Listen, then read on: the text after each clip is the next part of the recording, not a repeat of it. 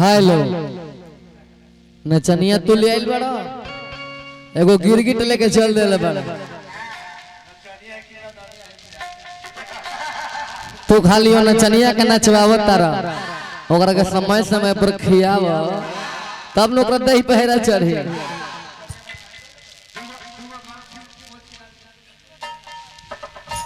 रो कहो और नचनिया कौन लेडीज थोड़े है वो बलिया जंक्शन पर दतुअन बेचत रहे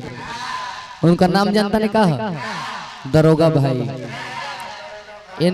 इनका ड्यूटी बा सवेरे जंक्शन पर दतुअन बेची हैं दोपहर में बेना बेची हैं सांझ के चना बेची हैं आज जब 8 बजे रात हो जाए न ओकरा बाद दूर नहीं खा जाए के जंक्शन में पर प्लास्टिक बेच बेच कमाई लगी है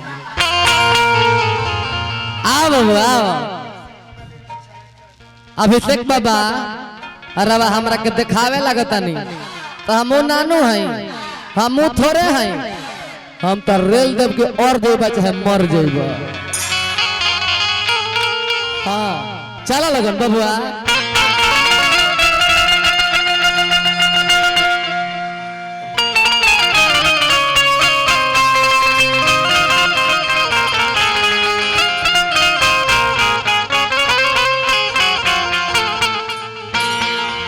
दोनों नचनिया लोग आगे निकल जेबू के ही में आगे अच्छा ना अभी यही में लोग कॉल है तब बोले बाबू जय जय श्री कृष्णा जय जय श्री कृष्णा जय जय श्री कृष्णा बाब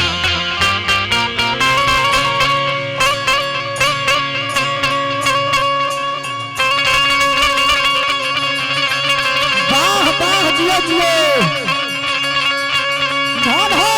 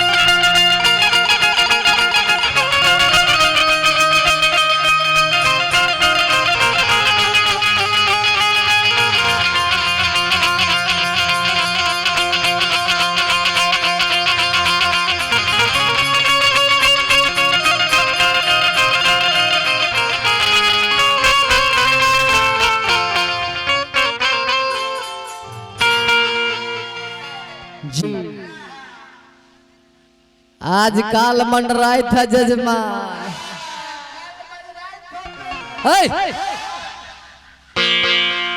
अभिषेक बाबा का कुछ हो मत कहिया उनका के कहला गोड़ लगी हो बाबा रवा के ना कहला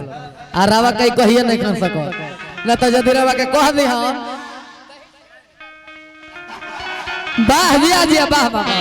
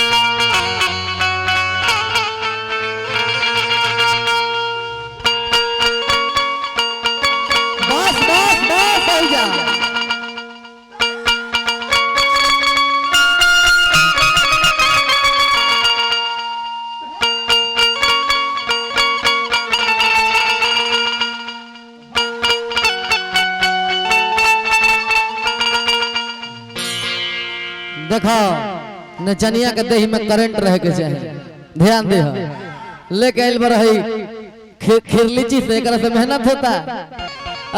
अभी अभी एकरा के चेक कर जाई त 2 गो गमछा निकली में लौंडा लेके तो लेडीज के पर्दा कराता। वाह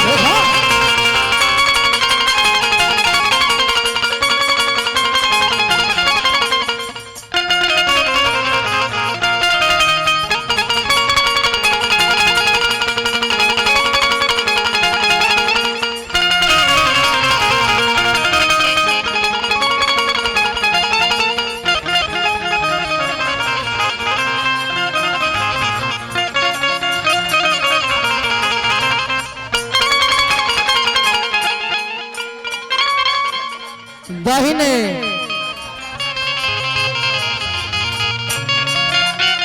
एक के बावे मारो बावे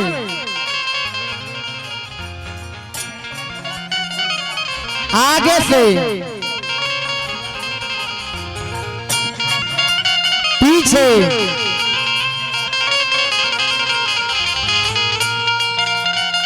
अब दाहिने 2 गो बावे 2 गो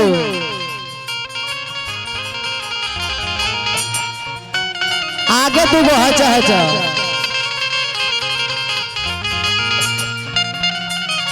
पीछे 3 गो रहो। अब दोनों जानी नचनिया जैसे कोडरमा घाटी से 10 चकवा गाड़ी भर बड़ी माल लोड करके आ घाटी में से गते गते उतरे ले वही गाँव गाँव उतरे के बाद गाँव गाँव आओ